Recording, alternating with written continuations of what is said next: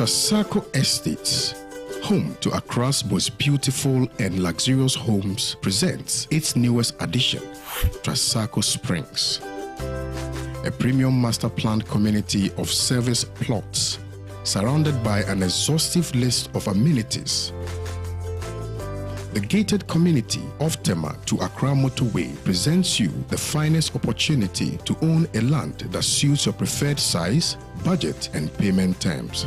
Trasacco Springs is open to you for development. Our on-site sales executives are ready.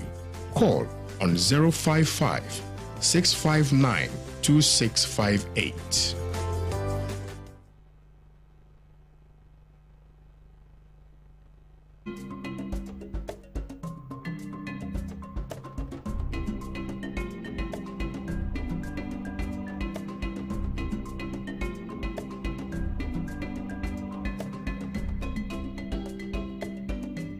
All right, today is Wednesday, the 16th of March, 2022. For those of you who are watching me, my birthday is around the corner. So make sure you start organizing your goat and your guinea fowl and your batakari, because on my birthday, you have to surprise me. That's just by the way. My name is Kwame Usudan. So this morning, as usual, we're going to be tackling a number of issues here on the morning show. It's always exciting to be here with you, and I'll try my best for us to have a very wonderful show this morning. My voice, my thoughts are disorganized by reason of the current state of economic labyrinth in which we've found ourselves in. And clearly, I don't know whether or not our government has thrown its hands in the air in despair, and clearly it appears that we are on our own, and clearly it appears that we need to do things by ourselves. Hopefully, some conscience will be driven by the needs of the people, and an absolute solution brought to the challenges which we are faced with. I have been joined in the studios by Honorable Cletus Dapila. Good morning, sir. Good morning, I trust my you brother. By His grace. Fantastic. I'm good. Right. And Professor Kwekumato. Good morning. Good morning. I trust you well. By You God's cannot scare grace. me with those your cat eyes. You cannot frighten a chief warrior with a mustache. You cannot frighten a chief warrior with a mustache. It's been a while. Coup d'etat setback to Africa's development. Coup d'etat setback to Africa's development, says President Nana Akufo-Addo. E-levy, new survey reveals 81% of respondents want tax bill cancelled. That's their insight. Open land borders now. Minority charges government. Outdoor drain choked ahead of seasonal rains. Daily graphic. Now they are beginning to find some sense. Anyway, that's just by the way. But one issue which has not been captured here, which I believe ought to be dealt with immediacy, has got to do with the demolition of the Bulgarian embassy. The demolition of the Bulgarian embassy vis-a-vis the call by the minority to open land borders. I think it's long overdue. In fact, when did I even think of this? I thought about this, I think sometime last week, Friday. I was just soliloquying and I was wondering why we've not opened the land borders, particularly when we know that we are faced with serious economic mountain, which we have not been able to deal with. Particularly when we know that as it stands now, there is no middle class, or we are getting to a point where the middle class is fast eroding. Now, when you get to a point where the middle class is fast eroding, it means that it is either you are a rich man or you are a poor man. There's no middle class. The closure of the banks, which I know Prof will disagree with me, but now I think that reality is setting in, that it appears that we were quite in a haste. We should have hastened slowly in closing down the banks, because the middle class is dwindled. And once it gets to the point where it is dwindled, the obvious is inevitable. Are you? Let me, so yes, we are going to be touching on these two stories. demolition of Bulgarian embassy, lawless and provocative are black card charges. And also on the front page of the Daily Analyst newspaper, it's a story by the minority charging government to open land borders. Charging government to open land borders. Now, it is important that it does so because it appears that everything has become normal now. We are all going about our businesses. Why are we depriving the people who live just by the borders of this country? Why are we depriving them of their opportunity to go and trade and make an income for themselves, which income will be used in this country? So clearly, I mean, we should be having such conversations. Let's start the conversation with what Nana Akufo-Addo has been saying. He's saying that coup d'etat is setback. I mean, coup d'etat setback to Ghana's development. It's a setback to Africa's development. Honorable Dapila, let me start with you on this one. The president is saying that coup d'etats are not good. It's a setback to Africa's development. Do you agree with him? Yes, thank you. Good morning, my brother K.O. Right. Let me say good morning to Doc and your distinguished viewers, the entire crew of Pan-African TV. Good morning to the good people of Jirapa constituency. Fortunately, yesterday, I am a member of the Foreign Affairs Committee of Parliament, so we were invited to participate in the program. So I was there in person when the president, gave his opening speech and declared the conference duly open. And there were other sections after the opening remarks or speech by the president, His Excellency Nana Addo. Coup d'etats, nobody honestly wants to live in a coup d'etat state, or nobody wants to live with coup. It's not a healthy thing. It's not something that anybody will encourage. But KOD, how do we get to the stage of coup d'etat?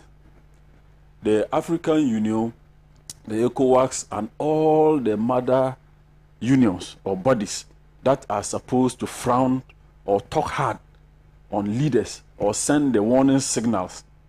People just don't get out to do coup d'etats. They will justify it. You understand? So many participants yesterday in the forum or in the program were cautioning, they were all condemning the attitude of our leaders when they get power. KOD, let me take you back small. Many leaders in Africa were military rulers. They didn't emerge from democracy, or they are not people that emerge as a result of democratic elections. Many of them resurrected by way of coup d'etats, and they formed civilian governments and all of that. But they actually, when you look at many of them, they were not people who actually, had the principles of democracy imbibed in them. You understand? Even if you take our own country, Ghana, take Nigeria, Obasanjo, even the Keren Buhari, many of them, Mobutu, Sese Seko, many of them, they were military rulers who, through coup, formed civilian governments and all of that. Now, when they formed the government, those tendencies that they condemn in forming coup d'etats, then they come to practice them. You understand? They come to practice them. Look, many countries that suffered coup d'etats, the signals are always clear that this country, or the signals are clear that there is likely to be coup d'etat in this country. And that is what many people don't want anybody to talk about. You understand? Because African leaders by themselves, when they become president or heads of state, then they are like a cabal, who wants to, protect one another. So you see that even as ECOWAS chairperson, as AU chairperson, when a particular head of state is not doing well, when there's hardship in his country, when there is no freedom of speech in his country, when prices of goods and commodities are escalating, but they are not able to say that, look, my brother, the signals we are picking is no good. Change your style of leadership. They are not able to do that. They wait when the people are sophisticating and a group of people get up to stage a coup. then we come to condemn them. That is not what we should be doing. We should be able to prevent the coup d'etats from happening. We shouldn't wait when the coup d'etat takes place, then we issue, statement condemning, like Guinea-Bissau people, statement were issued in Guinea, not Bissau, isn't it? Then statement, you go around issuing statement and condemning, the coup leaders, they should restore back to military, all of that. That is not what we should always wait for. KOD, there is no way when you sophisticate people. Me and you sitting in this studio, we are not supposed to fight. You understand? We are supposed to talk. We are debating. Okay? You are moderating. If I get up now and hold Dr. Mauto by his neck, then you people are watching. You are looking at us. He will want to defend himself. You understand? So he will also try to defend himself by beating me. So there will be fight. He won't just watch me, even if I will beat him, but he will also struggle small. You understand? That is what we allow to happen in Africa. Then we now come in to do condemnation. Yesterday, surprisingly, the president said that some foreign countries instigate, coup d'etats in Africa. And when he said it, many people were like, hey, what is the president saying? No foreign country, when you allow the grounds, when the grounds is fertile for it, anybody can influence anybody to do that. You understand? If you are managing your country very well, if the people like you, you are the people's person, you take decisions, nobody can stage a coup against you, unless the foreign people themselves will definitely come in with some flimsy excuses to come and attack you or destabilize you. Maybe like Libya and all of that. You understand? But if you are running your country very well, look, KOD, there are leaders in this country who became head of state, appointed their children to be ministers, and eventually they became head of state of their country. You cannot run a country like that. Are you talking about Togo? Yes, I will talk of Togo. Why will it be happening that way? So if you allow these things to be happening, you want to form a dynasty, why wouldn't people get up to take arms?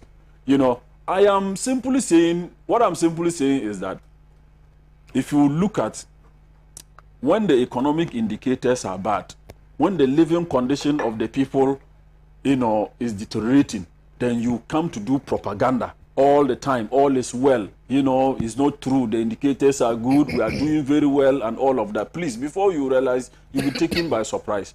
But me, African Union, ECOWAS, and all the other bodies that are mandated to ensure that we live in harmony, in peace, we do not get into coup d'etats. These bodies, honestly, KOD, all of them are being helplessly manipulated by individuals, heads of states. All of them, they are manipulated. They cannot bite. They cannot tell the truth. Their colleague heads of states are ruling, so they are happy. Oh, he's my friend, but what he's doing is not good, but I can't talk. So once you cannot talk, individuals or group of persons will get up and fight to liberate themselves. That is the reason why we see coup d'etats in Africa. Nobody cherishes coup d'etat. Nobody wants to live in a country where there is no peace. You understand? If we look at countries that have suffered coup d'etats, wars and all of that, they are still struggling to build up their countries. So it's not a good encouragement. It's not something that anybody will want it to happen. You understand? No matter how it is. That is the thinking. That is the thinking of many of us today. That irrespective, however little, our democracy is, but it is better than a coup d'etat. You understand? But you see, KOD, there is no democratic person, or let me say, all the authoritarians or dictators that we have had, all of them went through democratic elections. It is when the people vote for them, to be head of state, then they now put pepper in the eyes of the people by telling them their true character. The Hitler, almost anybody that you can think of in the world who has ever been, a dictator, all of them went through democratic elections. So they hide under democratic principles and torment the people. So when the people are sophisticating, then they try to rebel, then we condemn them. Yeah. But that is not the way. A number of things from your submission. Of course, all of us have openly condemned coup d'etats and things like that. But let's look at this scenario. For instance, the one in Guinea. Okay? Where, I think Guinea is Dumbuya, right? Yeah, Dumbuya. Where the coup is popular. Because you're talking about democracy. And the definition of democracy is when we allow for participation in the process by the ordinary people. Okay?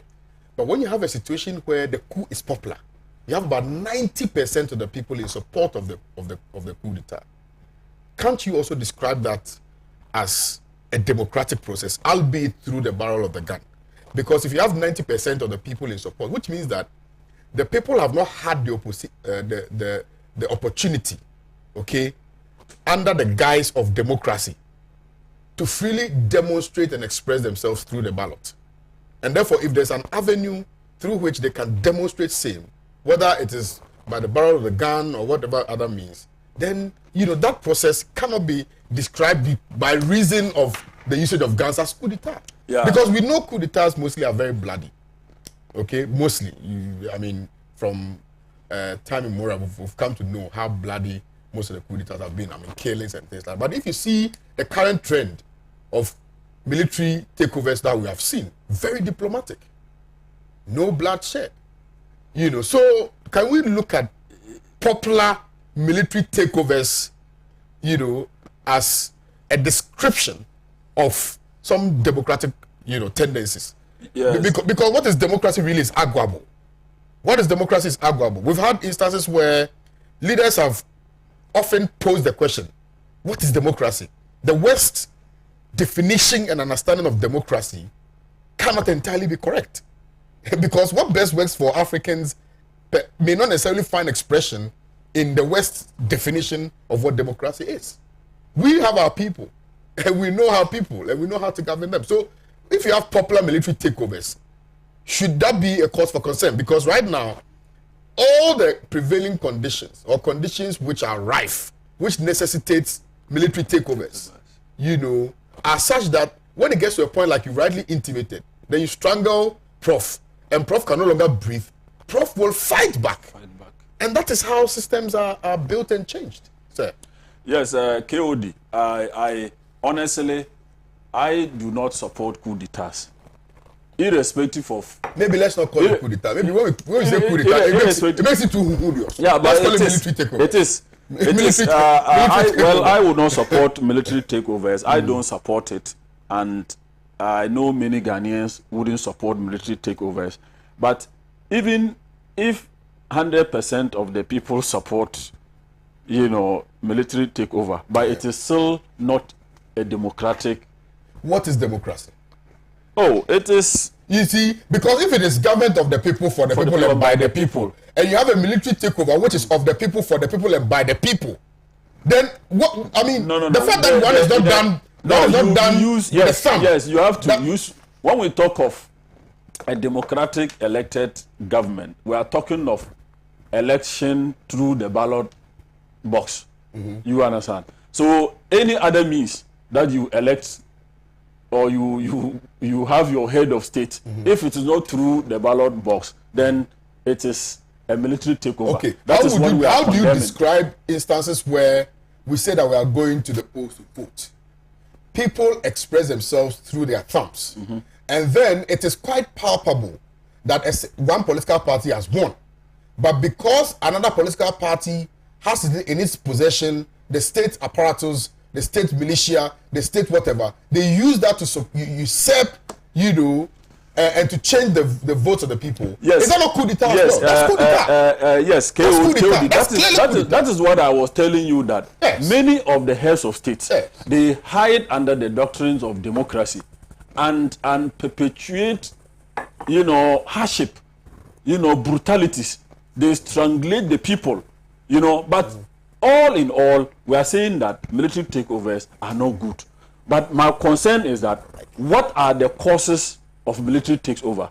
You understand? If we check, Ghana, yesterday when the president was giving his speech, in fact, I admired the speech that the president delivered. He was very bold. He talked about how head of states are not able, or government of the day, when it's time for elections, how they are not able to be fair in organizing elections and all of that. Is he not complicit in that? So that is what I'm saying. When is he said it, when people died, when people died, that's what I'm saying. No, we are having a very yes. passionate conversation.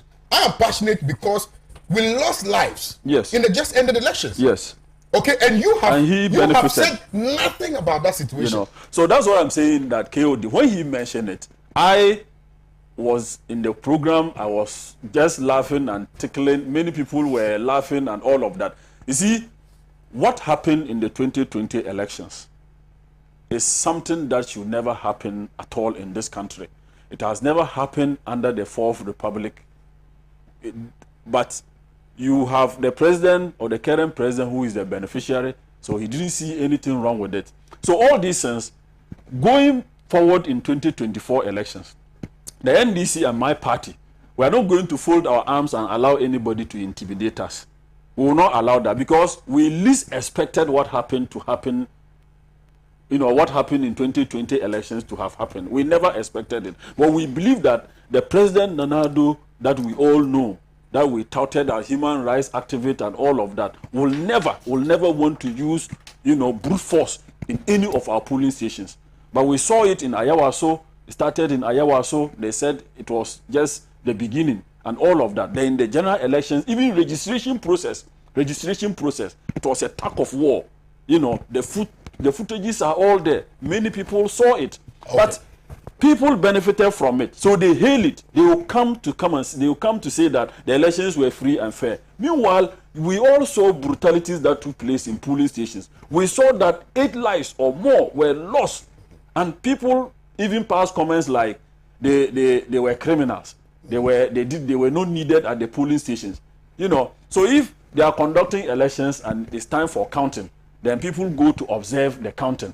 Then you open fire on them and kill them. Then you come and say that what did they want there? That is not fair at all. So I'm simply trying to say that KOD, in as much as we do not encourage military takeovers, leaders in Africa, when they get power, should know that the power emanates from the people. The people give the power to them. So they should hold the power in high esteem and respect the people as well. Okay. Don't abuse the power. Don't abuse the citizens. All right.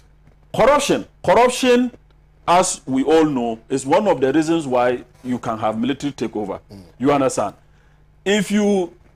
Corruption, nepotism, and all of that, state capture, if you want to, you don't want to encourage media freedom, like we are seeing today in this country, when any media person or anybody who gives a lecture and disagree with government, then you are targeted. They should arrest you. They should question you.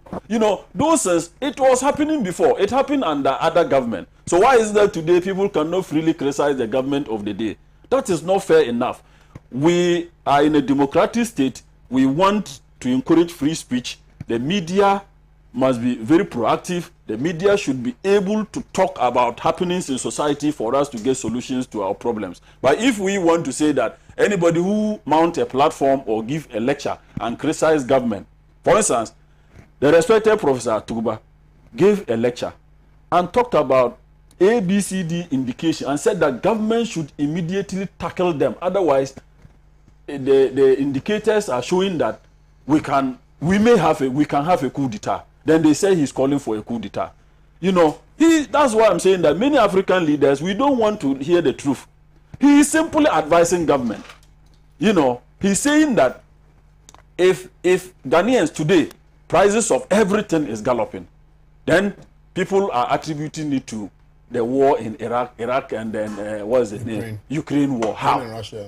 Meanwhile, that should not be true. Right. Because our city started depreciating badly before this war started. That's a fact. You understand? So you cannot come to say that because of the fight between Russia and Iraq, that's the reason why our city is. Professor Kwakumato has been staring at you, stealing glances at you. I know he has a lot to say. When you are making your submission, Prof, let me come to you. I mean, we have seen in our democratic dispensation, how oftentimes it appears, okay, that democratically elected leaders, when they want to entrench themselves, when they want to win the second term or whatnot, use state military to, bulldoze their way through the process and to be re-elected and things like that. How do you describe that? Is it because it is not led by a military leader and so we don't see those activities as coup d'etat? Or that because we have subscribed to what we describe as democracy, to which we do not really understand? Whatever it is that is done under that practice cannot be seen as coup d'etat. Thank you, Kwame. Do you understand my question, sir? I understand your question. Very clear. Perfectly, yeah. Palpable. Yes, please. Very yes, well. please. All right. Good morning to my good friend. In fact, indeed, when they're about to butcher, that's when they say my good friend. I was listening to him very well, and to be frank with you, my good friend has no other option than to condemn coup d'etat. Okay, on any day, if it happens that we have such a situation in Ghana, my good friend's major business will be lost. You have no business. You have any business. As a politician. I'm a teacher. What you don't know is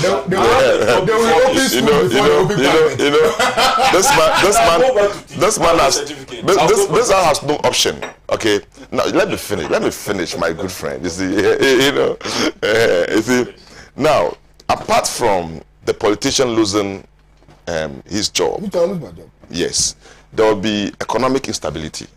Okay, and then to a large extent, there will be some restrictions. But I mean, you made very good points. Even though, for sure, you should expect that you have some tweaking of partisan, sentiment as well as ideologies coming in. It's normal from a politician.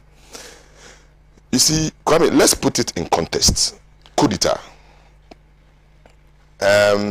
You asked a very critical question. What is coup d'etat? Okay, indeed, we need to look at it from that context. That is, if you are using an illegal means of taking over power from a well-recognized, constituted, elected government. Let's get this. It is not just the military. It can be group of individuals taking over power from a well-recognized government elected by the people. The military is one of the institutions that can take over power illegally. Even rebels, Kwame, myself and you, sorry, we've never planned that. But it is just for purpose of clarity, okay, that even we can sit here and plan it. Become rebels and they rebel against a well-elected, recognized government. That's coup d'etat. Okay, so we need to put it in context. And it seems whenever we talk about coup d'etat, then everybody points his fingers at the military. No. Angola, there are a lot of rebels there. They emerged. Some were ethnic groups taking over. Okay, so it is not just about the military. And some are brutal than the military. There's some level of sanity when it comes to the military. What we don't want is that, often than not, the military will rule with their systems. You need to obey the rules. If you're not supposed to move at this point in time, they'll regulate you, they'll restrict you. So they use the systems, which probably may be inimical to some level of economic progress. But there are other sides of it. The other systems, like typical rebels, when it's about ethnic groups taking over a government, brutalize anyone who they don't believe in their ideologies. That is even more worse than a military takeover. So let's put this in context. Now let's come back to the question you asked. You see, whilst our honorable was submitting, I was just thinking as to why are we here, and why is the sudden discussion of coup d'etat? whenever people start talking about this, then there's something. People are looking for alternatives. People are losing confidence in an existing system. I mean, read most of the findings of research. I realize that coup d'etat, most often, even though in some instances you have some level of propaganda, are you okay, being initiated and executed by the plotters of coup to make it more popular. But often than not, the people support it. I think one of the clips I watched, our former president, that he was marveled, he was shocked that on the day when our President Nkrumah was removed, there was this joy, there was this excitement. I don't know whether you watched that clip. When I think former President Gigi Rawlings, when he was interviewed, that he was by then a young man, but there was this joy on the street of Accra when President Nkrumah was removed.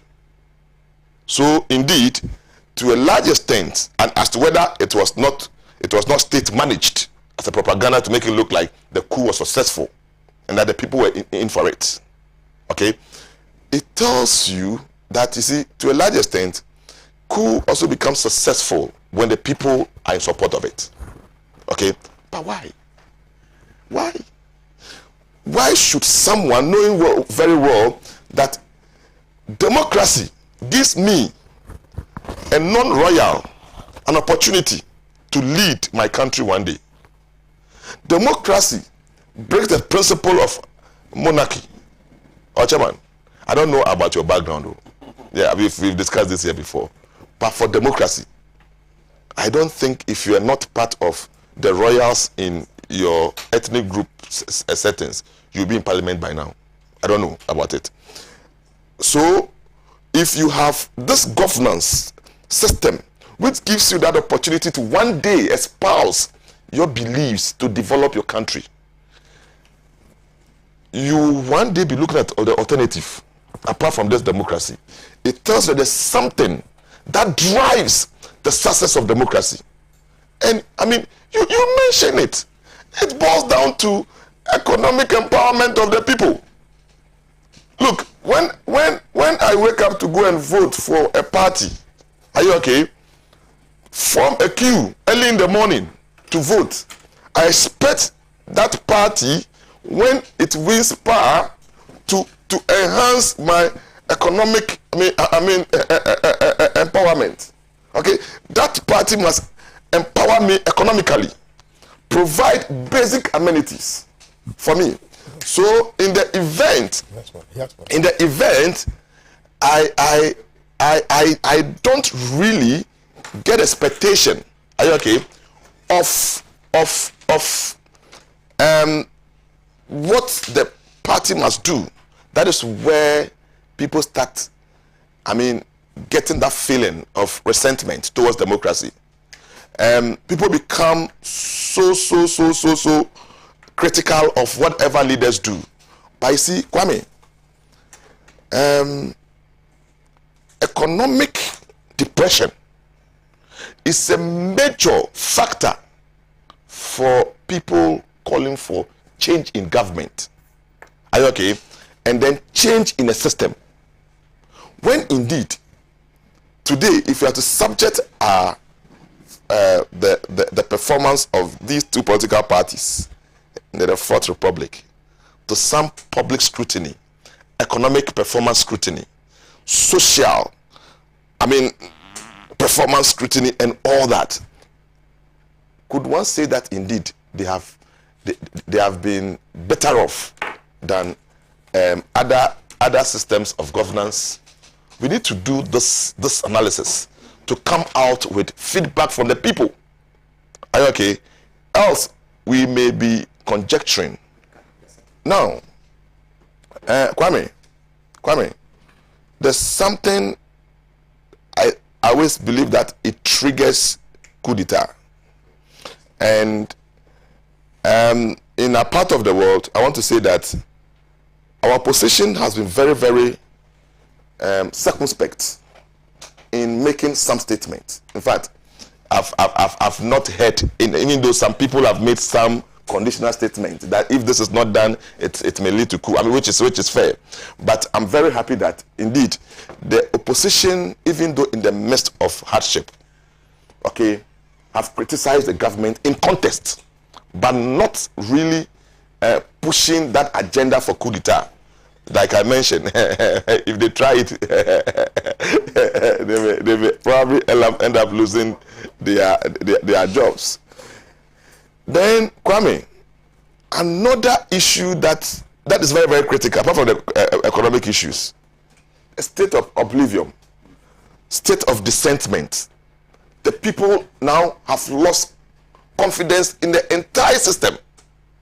Okay, look, those ones, they are grounds for coup d'etat. People, no. What's the essence of leadership?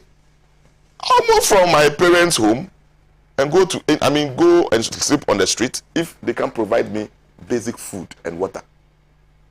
I mean, if they can't even give me shelter. That is where the state of resentment, state of discontentment and all that sets in. And people will do whatever they want to do. But the question, have we gotten there yet? I think the answer will be no. We've not gotten there. I wouldn't say we've gotten to the state of, because you see, you cannot critique these two governments over the years that they're not doing anything at all. At least we've seen the effort, even though we have critiqued the modus operandi of those two parties. We've seen the effort developing educational facilities in this country, trying to enhance the economic, empowerment of the people using their political ideologies. And we have always critiqued why we don't have a national working plan, so that it really fit into that. We've been talking about it. But since 92, 93, the Fourth Republic, I think the NDC and NPP have worked their way through the heart of Ghanaians. And then we are of the view that indeed for every 4 years, there's that opportunity to change a government if we are dissatisfied. So there's that opportunity for people who feel removed from the system because of a particular system of governance within a particular period of time. Okay? So these are some of the factors that will trigger coup. And it's a point of interest that these political parties must always bear in mind that if you want to avoid coup d'etat, it's not just about talking about it, but listen to the people, provide the basic needs of the people, and try as much as possible to minimize the waste that you have always been talking about. Look, in the era of NDC, there was so much waste. The same applies to NPP. Okay, so as political parties, what are you doing? It should be your headache to come out with the best way of minimizing waste. Before you can, in our informal conversation, Kwame, if you allow me, we're talking about the politician, the public servant, the private sector businessman who was corrupt. And I was saying this man that everybody points fingers at this man and his colleagues. We are not, we are academicians, we are not politicians.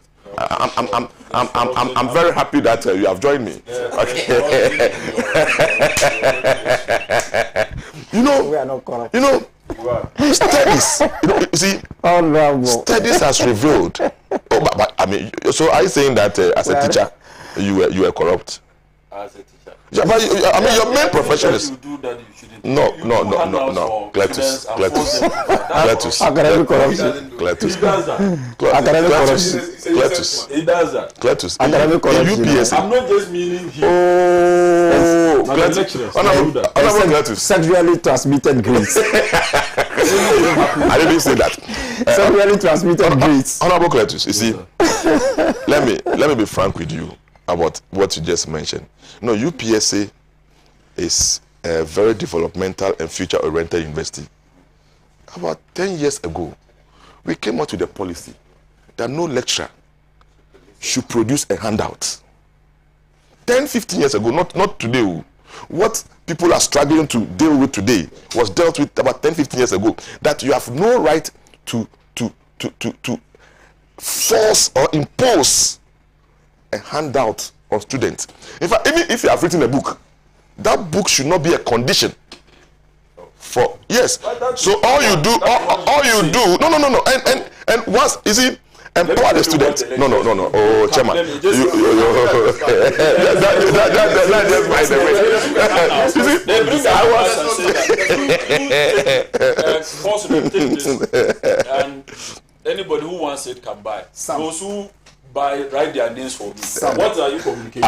Is that what you are doing? Some are doing that. Okay, all right. Not UPS. But it's not all politicians who are So as I was saying, you have to even look, even when you look at even the waste, what you call fraud and corruption.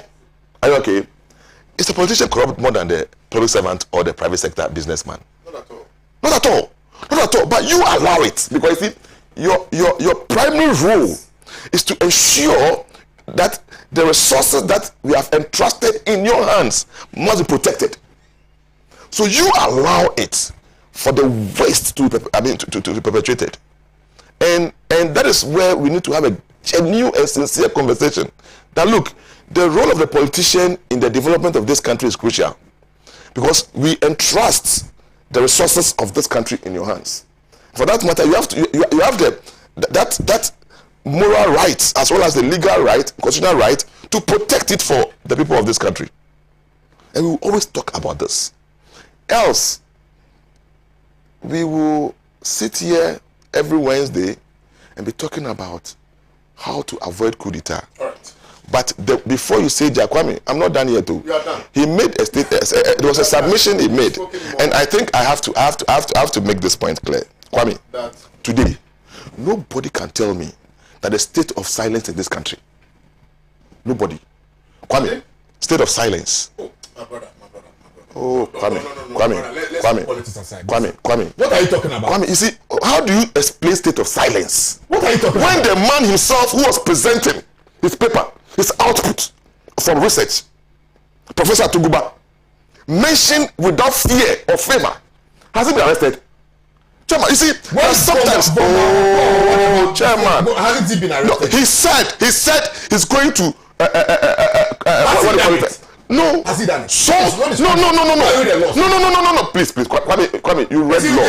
Kwame, you read law. Kwame, you read law. No, somebody. No, Kwame, you read law. I'm saying that somebody has threatened. Somebody has threatened coup d'etat. Yeah, listen, it's in court. Somebody has so it's Kwame. You're a student of law. Kwame, you're a student of law. This is why I'm telling you the matter is in court. You don't talk about it. And you can't explain that to be state of silence in an economy, in a country. Well, it's not. That's your understanding. Kwame, myself and you sit here virtually every week. We critique virtually everything that happened in the country. Do you criticize this government? Kwame, haven't I? Quick commercial break. Stay with us. Kwame, we'll hear from Dr. Mazouk on these matters. Stay with us. We'll be back shortly. Kwame, that's not fair.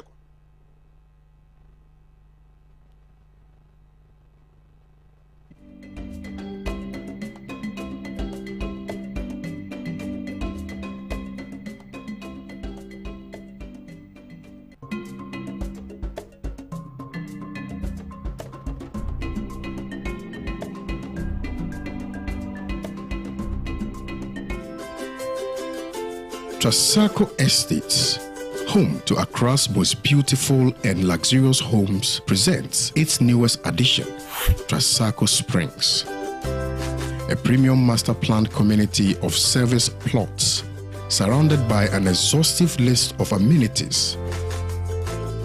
The gated community of Tema to Accra Motorway presents you the finest opportunity to own a land that suits your preferred size, budget, and payment terms. Trasacco Springs is open to you for development. Our on-site sales executives are ready. Call on 055 659 2658.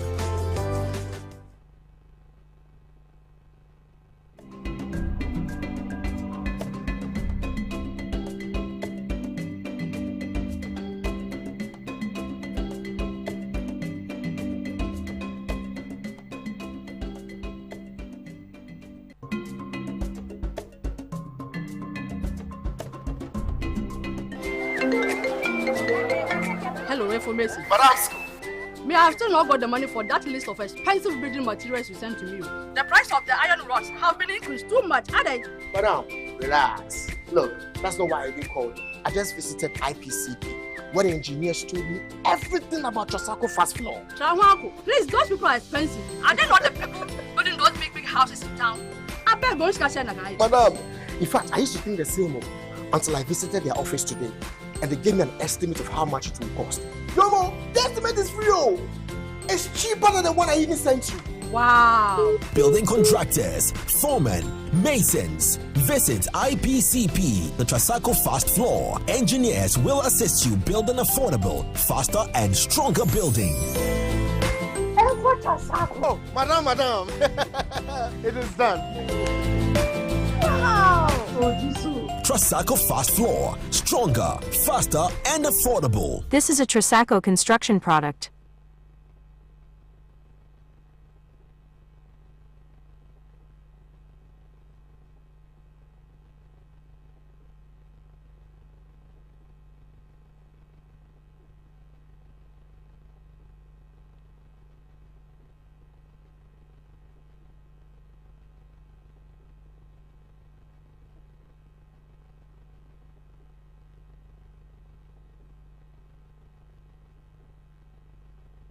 That is FDA approved.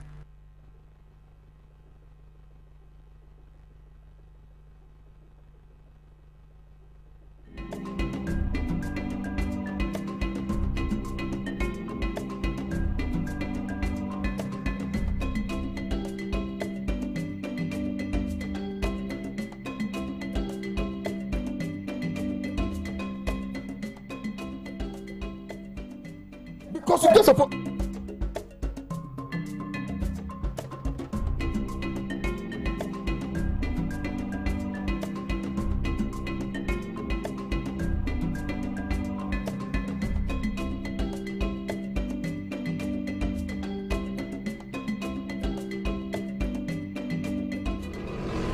Every day he looks after his brother and chases a bus. Every day he looks after his brother, chases a bus, and learns new things. Every day he looks after his brother, chases a bus, learns new things, and gets back home. Every day he looks after his brother, chases a bus, learns new things, gets back home, and helps his mom. Phew. That's why every day he needs his cup of Milo filled with the nutritious goodness of malt, milk, and cocoa. Milo, the energy to go further. From Nestle. This advert is FDA approved.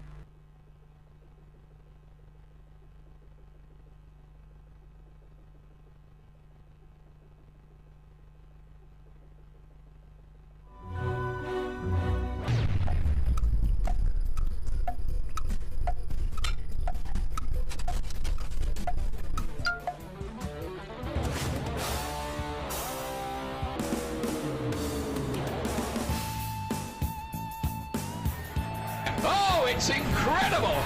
Bang on target!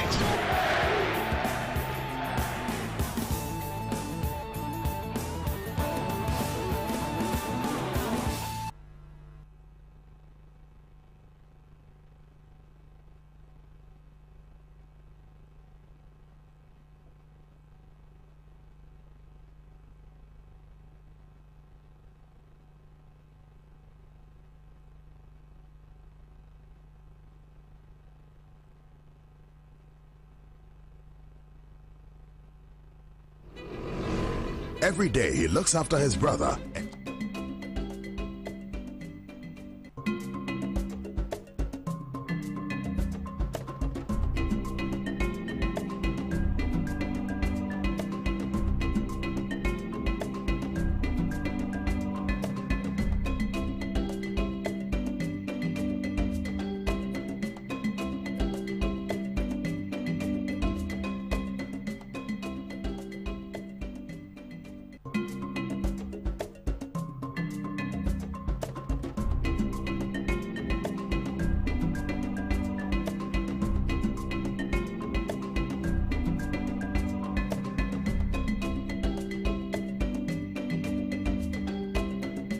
Welcome back. Well, Professor Mauto says I've been unfair. So respond to that matter, and I'll come to our very own Dr. Marzouk. No, I wanted to submit on one of the statements when it comes to coup d'etat. Okay. You cannot talk about coup d'etat without the West. The West have always influenced most of coup d'etats in Africa. But you would also agree with Honorable Dapila. Yeah. That if the grounds is not fertile. Yes. Oh no. They can make it fertile. They can make it fertile. You see, I don't know, but I never experienced. I wasn't born by then. I wish I could. I read a lot about Nkrumah. So what really happened for which Nkrumah was overthrown? Like, look, today there are evidence, like a lot of evidences around that indeed factories were planned and built within that short period. So if truly the people were getting the jobs, population was not as high as today, what really caused it? Yes. There's a possibility. Yeah. So the question of, then of the West. which is exactly. But the West does not operate in isolation. The West operates together with the people who are supposed to be supporters of democracy within the particular country. So, for instance, the argument has been advanced, albeit that I do not have the evidence to support same. Right? But history is a better teacher. And history has told us that if you look at the people who orchestrated, masterminded, and superintended over the overthrow of Nkrumah, they are the UP people. They were in cahoots. They dealt with this matter in cahoots with the West. Because they wanted to be the ones who brought independence to the people. They were the ones who sent all the information to CIA itself has come out. To come and augment this. Let's change the rhetoric. I haven't changed the rhetoric. History is a better teacher, and that's what I'm telling you. Read your history books, and you will know. Kwame, will you allow me to respond? No, I'm coming to the what you just mentioned. You can't respond to it. Kwame, I am the moderator. No, you can't respond to it. You have just made an allegation, a caveat into my submission. What caveat is that, sir? Okay, that indeed. The coup was influenced. You can't be intimidated. Problem is, let me respectfully. You see what he has done to you? You are a small boy. You can't talk. He's intimidated.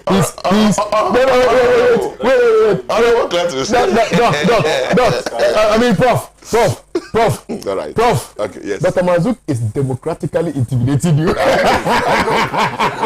Doc, over to you. Over to you, Dolati.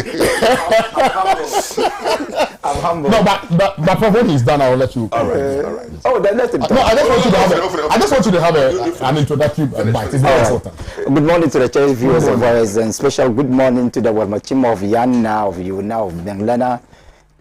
Kwame. Yes, my boss. With all due respect, I want you to give me the opportunity to analyze the issue linguistically, politically, and socially. All right. Linguistically, is something we must understand. The word coup is from French, and the whole expression is coup d'état. So, coup d'état means a revolution, a struggle, right? A struggle, a revolution, or a kind of destruction against the state. D'état. De means of, but in this context, it is used as against. État. If I was supposed to be coup d'état, but in French, mostly the last word is not pronounced. So, d'état. So, any act in relation to coup is not against a regime. It is against the state. It is a criminal offense against the state. So it is not a coup DMPP, coup DNDC, coup the CPP. It is coup d'état, coup of state. Linguistically or grammatically, it is a masculine. No, it is a singular word. Coup is a singular word. I wanted to analyze it in French, where every word has feminine and masculine.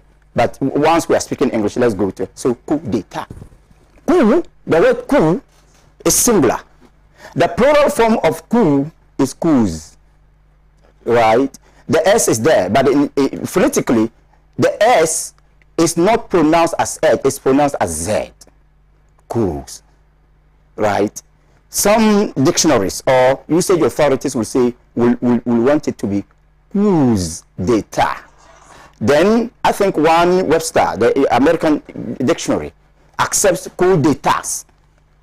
That the plurality, the S morpheme of plurality can affect the state, d'etat. But mostly it is coups d'etat. So first of all, we should understand that it's not against anybody, it is against the state. And that is why functional constitutions will want you to understand it very well and place a responsibility, it will place a responsibility on you to protect it. And that's why the 1992 Constitution places a responsibility on every Ghanaian to rise against the defeat or the destruction of the constitutional order. So anything in relation to coup is not against an individual or a regime, it is against the state. We should understand it that way. Politically, I agree with the president. His Excellency, the President Nana Akufo-Addo, I agree with him. Coups have never been productive to Africa. But let me go beyond that. Almost all coups have been sponsored by some enemies of Africa. Politically, even the coups, you know, in this country, as part of our political evolution, we have had ideologically blessed coup, ideologically endorsed coup. The coup against the first president and prime minister of this country, Dr. Kwame Nkrumah, was ideologically endorsed by the UP tradition. It turned out to be useless against the state. Useless. In fact, it was staged by a perverse generation of vampires in military and police uniform, just to set the country back. After the coup, what happened? Politically, I'm now in the political domain. Politically, what happened? The coup makers and their cohorts embarked on what I call intellectual genocide against Nkrumahism. Books were banned. I don't think Nkrumah wrote the books for himself. He wrote the books as major contributions to knowledge. Those books were banned. Nkrumah's ideology was relegated to the background. I don't think in any rational society, any political ideology must be fought. No. Especially when we are talking about democratic pluralism. Allow the ideologies to stay. Nkrumahism, anti-Nkrumahism, socialism, capitalism, allow them. Allow Ghanaians to speak. But socialism, which was the ideology of Dr. Kwame Nkrumah, was buried. Everything in Nkrumah was buried. And the more we downgraded Nkrumah, the more we sent the country back to the dark ages. Then came another ideologically blessed coup, and that was the coup against Professor Buzia. Definitely, it was payback time for the CPP elements, for the Nkrumahis to celebrate, support. And it was clear, Achampong's regime was highly anti-UP, just as the Buzia regime was, just as the Kotoka coup and those at the Ankara regime was highly anti-CPP. That deepened the divide, the acrimony, the animosity, right? Today, you and I are victims of what our forefathers did. Their lack of understanding of the coup. And it is all because we threw away Pan-Africanism. Because we threw away our sense of African identity and allow Westerners, allow hegemonic powers to decide for us, to even decide regimes for us. Today we are suffering. At the end of the day, what happened? Another coup against coup. So, in fact, in political literature or in governance literature, the only reasonable coup is the coup against the coup. That's the only reasonable coup.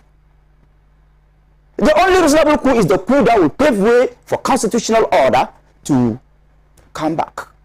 That's the only reasonable coup. But even that, should be avoided. It is not good for us. Then after, what do we have? So, I think the president, with all due respect to him, he's my president, I love him. I know he's an orator. He speaks French, I speak French. I learn a lot from him. The president is speaking from experience. I can tell you. Largely, he was among those who hailed the coup against the coup against the Akufu and the Achampons and all those people. Lawrence coup. He was among those who hailed. Who hailed. Because he was CBP at the time. You understand that? He was among those people. Yeah. You understand that? So he saw it. With all due respect, those were the people who were calling for the blood. Let the blood flow. At the end of the day, he became a human rights lawyer. I mean, he became a human rights voice against the same blood. Which he praised. Yes. You understand? So he's speaking from experience, and we must respect him. He's an elderly person. Right? So if yesterday he supported a coup, and today he's in a position, and he wants you to understand that any coup is not right, you should understand him. In the first place, those calling for the coup should tell us what we have gained out of the coup. Normally, it is the malperformance of the regime and then the emotions. Remember, when reasoning gives way to emotion, only failure will overcome success. That's what that's what is happening. Emotions. The very people who were calling for the blood later realized that the regime that they supported, I mean, the coup makers that they supported, couldn't even do anything. So they had to turn against the coup makers. Rallies came for close to 2 decades, moving from junta to what he called revolution. What did he leave for us? Why didn't that coup, or the two coups staged by Rawlings solve our problem? So politically, everybody should understand that coup is not at all an answer to our solution. And it gives an opportunity to some clowns in uniform, few clowns in uniform, who will in the end embarrass the gentlemen in uniform, because we cannot, as we condemn the coup, we cannot at all conclude that the Ghana Armed Forces, whose members have usually staged the coup, is bad. The Ghana Armed Forces as an institution cannot be bad. There are very good gentlemen. And I have always used my uncle, Admiral Munir. He was one, Tahiro. He was one, Admiral Munir Tahiro. He was the commandant of the Ghana Military Academy and Training Schools. Very nice gentleman. There are other gentlemen in the military, right? So what we are saying is that linguistically, politically, and socially, these are not good. Let's come to the social. I mean, the more the politicians or the coup makers misbehave, and then they joke with our economy, they gamble with our economy, the more we suffer in the social realm. So we should understand that coups are not good. However, how do we understand? How do we prevent the coups? Bad governance should not be entertained at all. Let the politicians understand they must be fair to us. They must be fair to us. Let me tell you something. I had the opportunity to attend the Commonwealth Interfaith Remembrance Day, something like that. And the Vice President was there. He made a statement. I was touched. According to the Vice President, we are now moving from the protection of life to protection of livelihood, right? And he was fair to Ghanaians. He was telling Ghanaians some of the factors of the hardships in this country. I think he should continue to speak that way. He said that COVID, Ukraine war, even though those things are debatable, he should say, I mean, those are the things we want to hear from him. But when he has the platform and he presents himself as the savior of the economy and tells Ghanaians that he has the capacity to solve all economic problems, we have a problem. I mean, we definitely will have problems. If he fails to do, not he alone, but any other politician, we will have questions. And those who cannot use the power of articulation would rather go for other means. I think your submission, the three-part submission, yes. Brilliant. Okay. But what the question I asked Professor Kwekumaoto and Honorable Dapila is that, of course, you've explained what coup d'etat means because you understand, French, and you've been able to break it down for a better comprehension. Thank you. My question is this: that if you claim to abide by the principles of democracy, then you must embrace the principles of democracy in its entirety. Sure. You cannot pick and choose what works and what does not work for you. Yes. Now, let me take you back. And I'm using Ghana as an example because I'm a Ghanaian. Sure. And I do not at all support any form of coup d'etat or military takeover or militarism in any shape, way, or form. However, if you recall quite vividly, not too long ago, when Ghana decided to elect the Speaker of Parliament, what occasioned on the floor of Parliament? How, in a democratic dispensation, we allowed military men in uniform to throng the precinct of Parliament for the purposes of what we didn't know. How would you describe that? In a democratic dispensation, at the time, you are a student of politics, I'm sure you know that we had no president, we had no vice president, we only had the Chief Justice. And at the time, we had no Speaker of Parliament, which means that Parliament was not complete. That singular act within a democratic dispensation, how would you describe it? I would describe it as a serious violation of the Constitution, but that cannot amount to. But the Constitution represents the state. With respect yes, to you. I know. Yes, sir. I will describe it as a serious violation of the Constitution, but that cannot amount to coup. Coup is intentioned. Coup is led. Coup is planned. Coup is declared. Right? We have the processes of the coup. It was a very serious threat to constitutional order. How do you describe that? Yes, that's what I am describing. Okay. It is a serious constitutional threat. Threat against the constitutional order. Very serious violation. And those who were responsible should be arrested and prosecuted. Can that be described as treasonable? Because at the time, Well, I'm not a lawyer. I think you can best answer that question. I'm not a lawyer. I don't know. From my perspective, we don't need to speak as lawyers. Yes. From my perspective, I know as an ordinary person, as a thinker, that was a serious violation of the Constitution, or a threat to constitutional order. But to extend that to me, coup will be highly debatable because, number one, coup is intentioned. Coup is planned, coup is executed, coup is declared. So intention, plan, execution, and declaration. And all the coups that we have witnessed in this country have passed through all these stages. But in a midst of confusion, soldiers have been allowed to go beyond bounds without any intention to overthrow constitutional order. Cannot, in my understanding of the coup, constitute. What was the intention?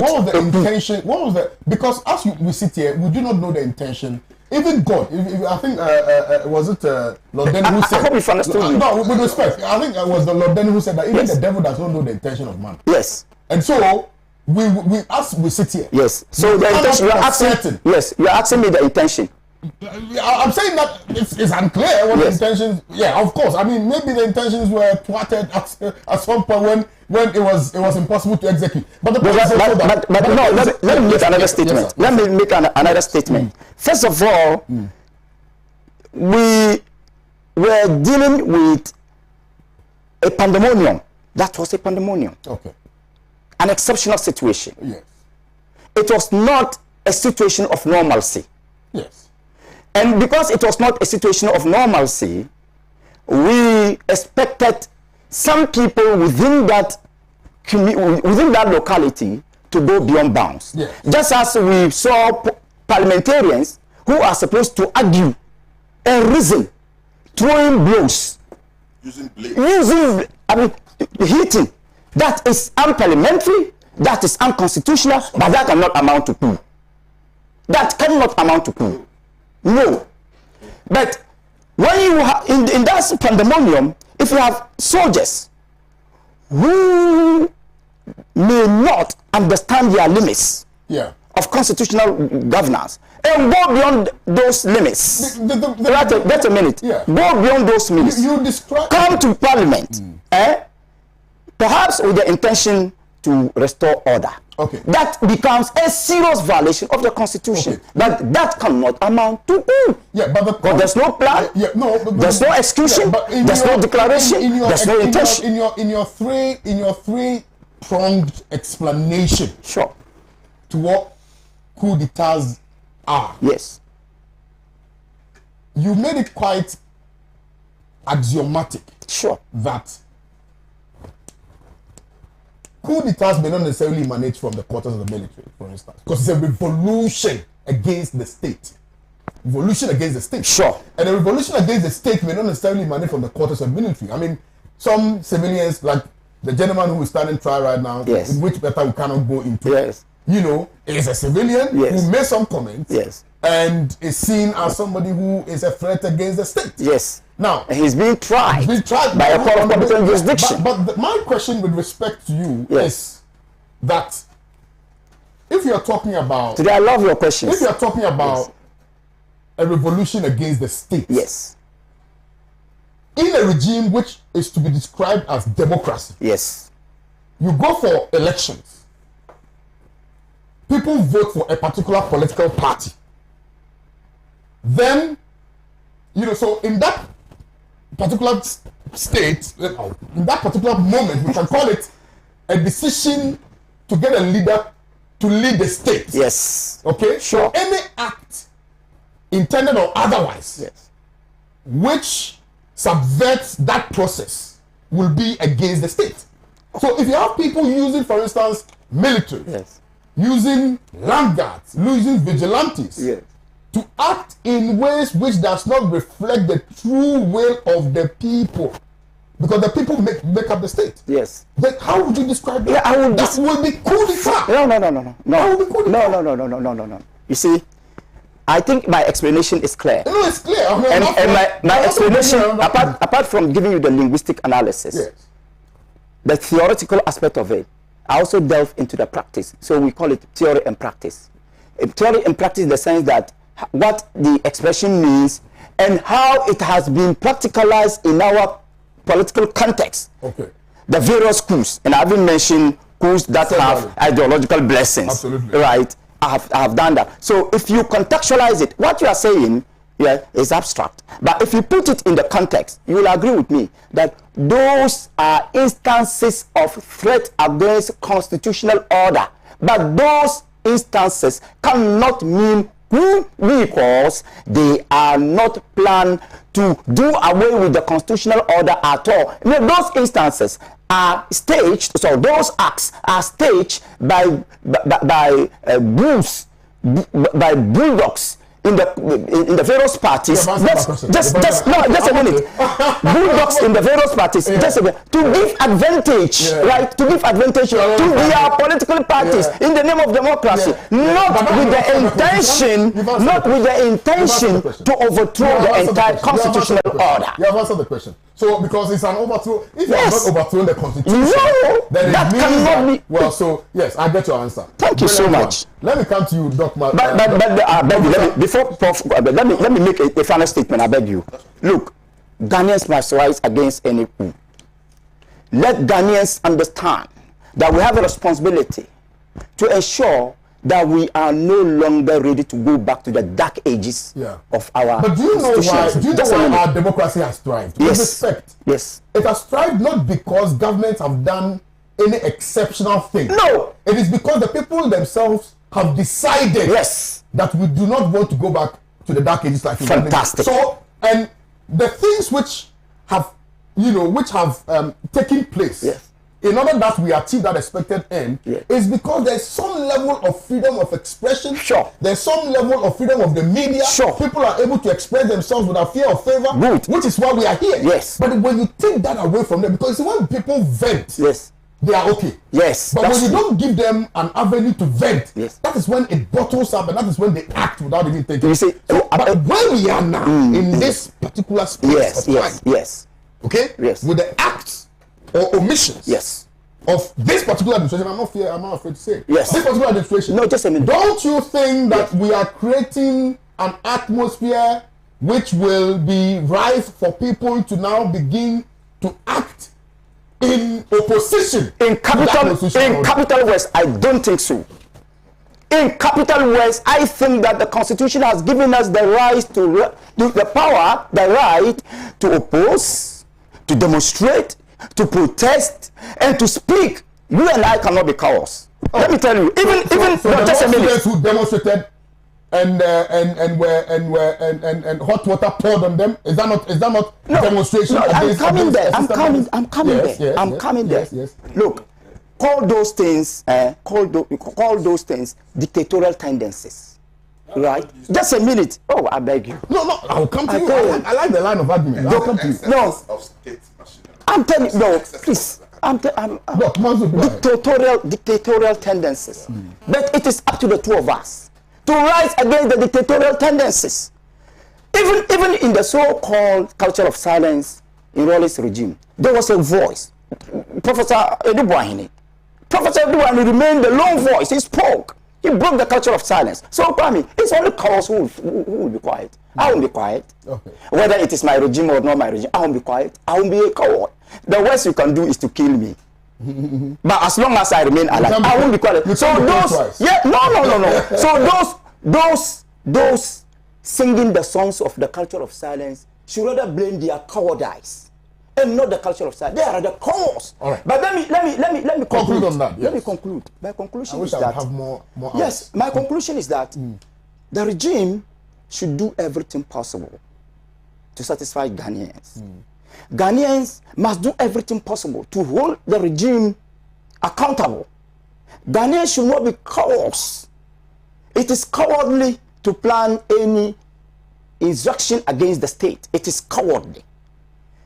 Let Ghanaians resolve that we will not go back to the dark ages when the cheapest recruit wielded the power of life and death. When the military barracks was the headquarters of torture and murder. And when the military uniform was a source of fear and tear. Thank you very much. Let me come to you, Professor Kokumaoto.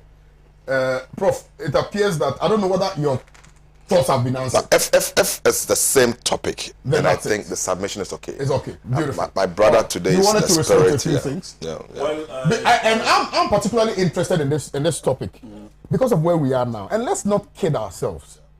That some people may not be harboring the thought of what we are discussing. But it is important that we place it at the front burner so that even if people are harboring certain thoughts by reason of the current economic labyrinth, they will be able to have a rethink about the dire implications of their actions, which is why I'm very interested in this particular topic that we are discussing. Thank you for that. Now, you're a member of parliament, Dr. Marzouk has been quite eloquent and forceful in his analysis relative to all the negatives which are attached to coup d'etats and the attendant ramifications of sin, right? And of course, we all do not condone that. We will condemn it any day, any time. But from where you sit, okay, what do you think government should do? And at this time, I'm looking for solutions.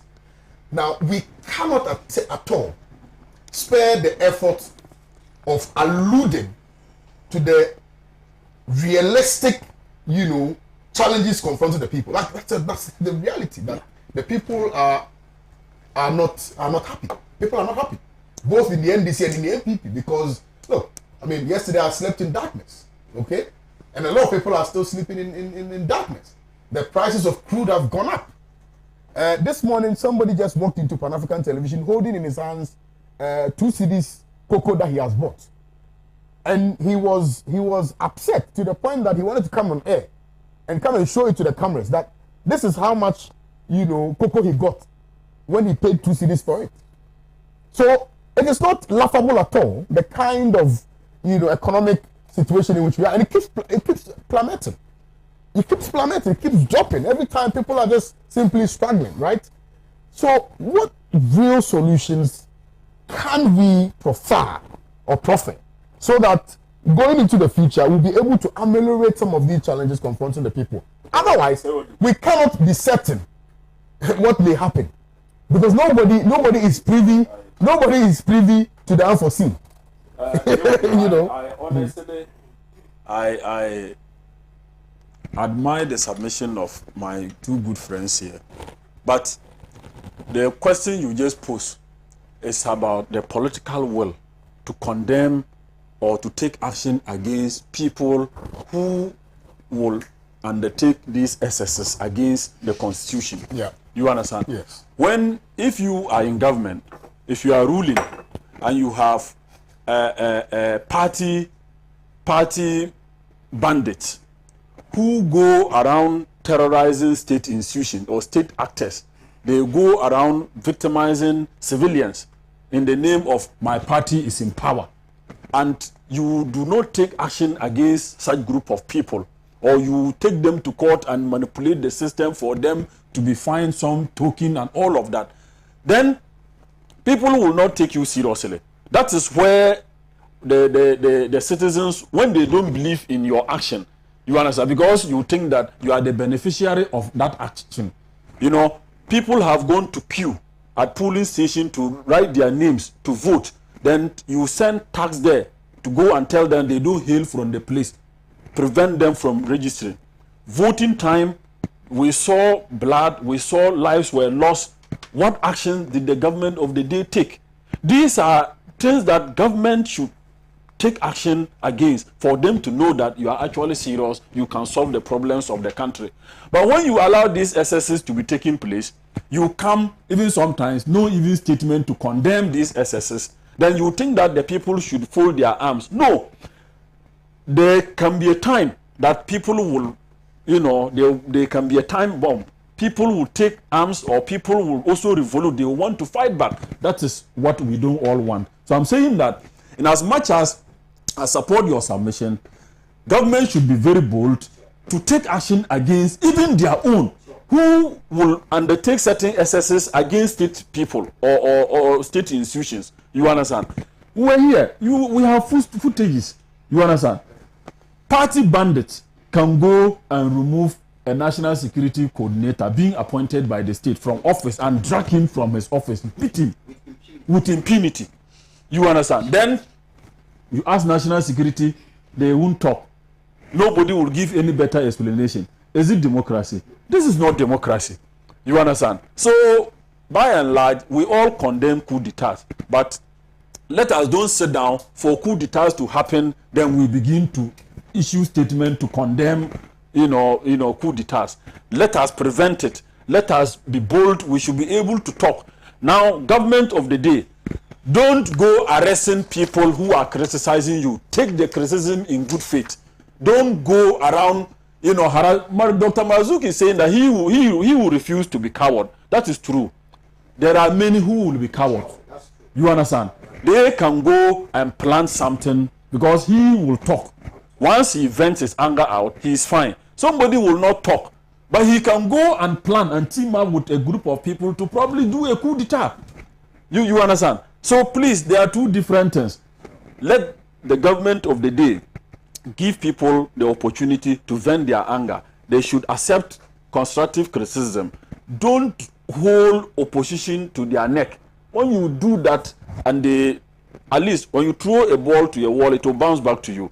So that is just what I can say for now. Thank you very much. Let me say one thing. One of the features of constitutional tyranny is selective justice. Yeah. And I think what Honorable has said is in relation to selective justice. I believe that in all the regimes, from the first regime of the Fourth Republic to this, there have been instances of selective justice. Let the politicians, especially those in power, understand that selective justice is not even good for the country.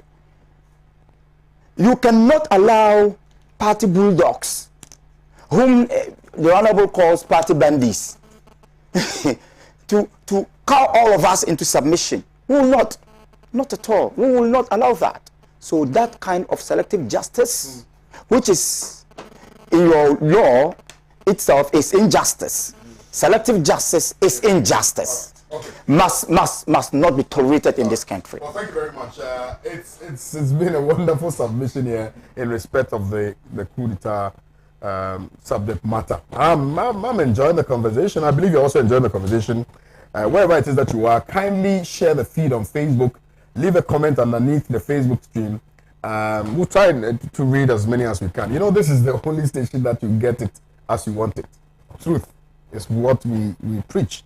Now, let me, with all the smiles that I can gather, say a special good morning to the King of Dagban, Yana Abubakar Bahama II. And I'm not just greeting him. He actually called me to congratulate me in respect of what we are doing here on TV. Oh yes. So let me specially extend a voice of greetings and wishing the King of Dagban, His Eminence Yana Abubakar Muhammad II, all the blessings, His Royal Highness, all the blessings, or His Majesty, yes, all the blessings of God and Allah, and thank you for calling me. In fact, I was surprised, and he said I should pay him a visit. I'm coming. He said, "Kwame, I love watching your show." I said, "Thank you very much, Your Highness." So I'll be visiting you very, very soon. I'll be visiting you very, very soon. We will be visiting. It's a privilege. Very big privilege. I'm telling you. Oh yes. It's a very big privilege. That's why we must conduct ourselves. Yes. Hey. the matter chopper. Well, so maybe he called me on your behalf. Thank you. Or I received a call on your behalf. Sure. Anyway, but we are really honored. I'm telling you. I mean, I was we share the honor. I'm humbled. We have about we just have about 10 minutes to go. But I think it's important to touch on this matter with respect to all of you. Look, there's something which is happening here which I believe ought to be addressed. As for E-Levy, we know that it's still in the offing, and I believe that minority is still holding its position, right? Yes? Not just minority. Like Ghanaians. All right. So it's so I hope the government of the day should drop it. So that one, but the land borders which have been closed, it's a matter of grave concern. And Dr. Marzuk, you would agree with me that it appears that we are losing the middle sector. You know, we have the upper class, the middle class, and then the lower class. It appears that now we are breaking the middle class. Professor Kokumoto is an economist. I'm sure he'll be able to look at it from that perspective. But I don't know if I may be wrong. But it appears that it's either now you are rich or you are poor. You know, what has sustained us is because we had a middle class that was, people work in the banking sector, the financial institutions, the market, the middle class market women who be able to go to Togo, bring some products and sell and things like that. But it appears to be, I don't know, I may be wrong. So don't you think that perhaps with this economic challenge that we're facing, if we were to open our borders, we'll be able to deal with some of these nuances before it gets out of hand? Dr. Mazo. So, and I think we should, time is ripe for the borders to be opened. Yes, the borders should be reopened. Should be reopened because the justification is systematically fading. Justification for the closure is systematically fading. Yeah. If it is for COVID, today you go to England, where we and I will go next month, right? Yes. And almost all the COVID restrictions have been relaxed. Go to so many, even places where the COVID ravaged well. I mean, places that have been the worst victims of the COVID are now relaxing the restrictions. And let me come back to the words of the Vice President. Now moving from the protection of lives to protection of livelihood. I think one of the main sources of protecting the livelihood is to open the borders for massive economic activities for petty trader who cannot afford the air travel to go by land, to go by road. The borders should be opened now. Let the government understand the epidemiological situation of Ghana is no longer in support of the closure of the borders. I agree. It's no longer. And therefore, if for any reason, then I think the economic reason is much more important. Thank you. What? Is Joppa a border town? But Joppa is like a market. I think Joppa. When I was even a child, I used to hear. Yeah, we have Joppa. Hamele that used to be under Joppa now under Lambuse. I think that the MPs, you heard the MPs of Ketu South and the other constituencies, their MPs coming out, even demonstrations are being staged, in fact, to tell government that, look, it's time for you to open the borders.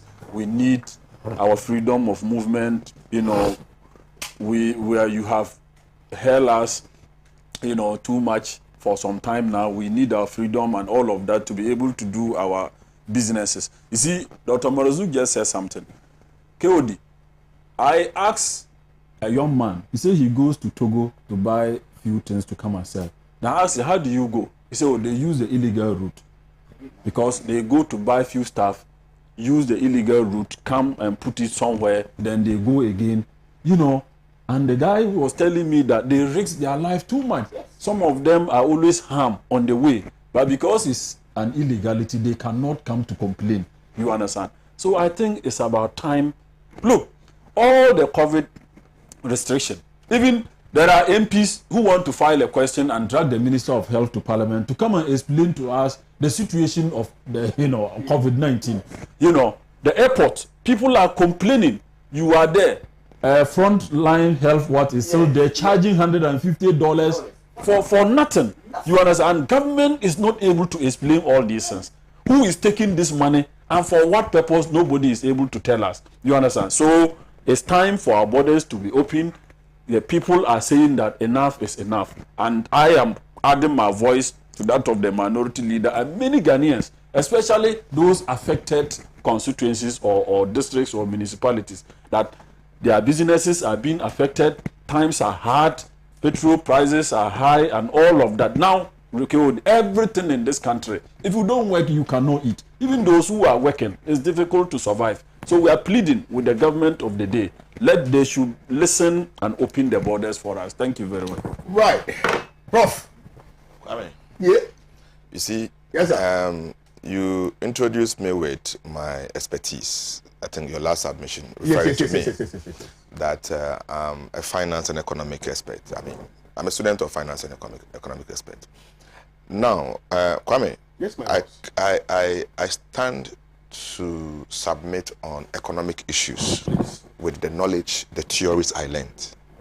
When it comes to border-related issues, they are purely security intelligence issues. So if you are calling for reopening of borders, then I think we should get that experts, advice from the security intelligence to advise Ghanaians. That's where the parliament comes in, because I wanted to hear whether they invited the national security minister to probably enlighten that is parliament about the sensitivity of the borders. We just finished talking about coup d'etat just a few minutes ago, and it has a direct impact on the interplay of activities in our border towns. That doesn't mean I am probably advocating for what is happening. Closure of borders have serious negative impacts on economic activities of every country. At a time, the government is talking about some deficiency in our revenue base, because you see, in economics, the more you produce on large scale, and then the minute revenue you generate sums up to meet your revenue aspirations. If the government is talking about revenue losses, and then knowing very well that the government makes so much money from border towns, when people are trading. What else do you think will probably inform government to continue holding on to the closure of our border towns? No. There's a question mark somewhere. So for me, I'll only call on the Minister of National Security to address the nation. You know, I mean, if not even the nation, there's parliament, because some issues are very, very sensitive. Okay, let's not just look at the economic part of it, but the security part of it. There should be that intelligence to ensure that, look, our border towns are now safe for people to come in. Our neighboring countries, there's some sort of political stability in most of them, and that could be an excuse. I don't know. I'm only conjecturing. Okay, so in as much as we will call, Chairman, I have you know, I come from the Volta region, like the MP mentioned. These are places that people trade. They don't have money to go to Dubai, China, but because of the free port, okay, in Togo, they're able to go buy goods and come and sell at a minimal risk, at a minimal cost. It tells you that once you close it, their livelihood had been truncated. So they have to resort to other alternatives. And I mean, I felt so much, I don't know, depressed. I don't know. I was listening to you when you mentioned that a gentleman confessed to you. Like it tells you that this gentleman has relegated caution to talking to an MP who probably could even cause his arrest. That you are saying that I use illegal routes to get my livelihood. That is how bad it has become. But I see, Kwame, I think it's a call that the Minister of National Security should really tell us what is happening. Right. In as much as we are calling for the land borders to be open, we need to take into consideration the security of the country in view of the instability in the neighboring country when it comes to coup d'etat. Yeah. Kwame, yes, sir. With all due respect, Professor's submission about the security is generally correct, but contextually flawed. Contextually flawed because the closure was informed by the epidemiological situation. COVID. We don't want it. If there's any other thing, you should come and tell us. Exactly. I'm coming. Just a minute. Let me finish. Let me finish. That's what I'm saying, that it is generally correct. It is generally correct to be conscious of security. It is generally correct to be conscious of our borders in relation to security. It is generally correct to even be conscious about the advancement of security threats to our state. But then, if the borders were closed because of COVID, now there is every justification that the borders should be reopened because the epidemiological situation is no longer in support of the closure. So it is true. I just want to add, not that I am rejecting your call. All I am saying is that in context, whatever we are addressing here should be geared towards the restrictions about the COVID. Now there's no COVID, or COVID has substantially decreased, right? And therefore, if there is anything at all that will keep the borders, and you think that it is security, yes, national security should explain to us. But as we know now, the information available to us is that the borders were closed because we wanted, yes, exactly. So life, and you agree with me that life is as important as livelihood. Oh, yeah. There's no livelihood without life. No. And there's no life without life. No, we agree on that. So all I am saying is that, you see, I don't want viewers to take the argument, I mean, to be confused about that. I just wanted to make it clear that generally what you have said is another angle. But contextually, we are dealing with a COVID restriction. The borders have been closed because of COVID. Now COVID has substantially reduced. Let's reopen the borders to increase the quality of livelihood so that we can have better life in this country. Kwame, just a follow-up, you see. What I just wanted to, indeed, it is true that the condition for the closure was COVID. Exactly. But you see, probably over time, the conditions probably will have changed. Well, thank you very much, Dr. Mazu. Thank you very much, Professor Kokumato. Thank you very much, Honorable Dapila. Thank you for watching today's edition of Good Morning Africa. My name remains Kwame Owusu, so I'll see you guys tomorrow. But on Friday, bless will be with you. Have a nice day. Bye-bye.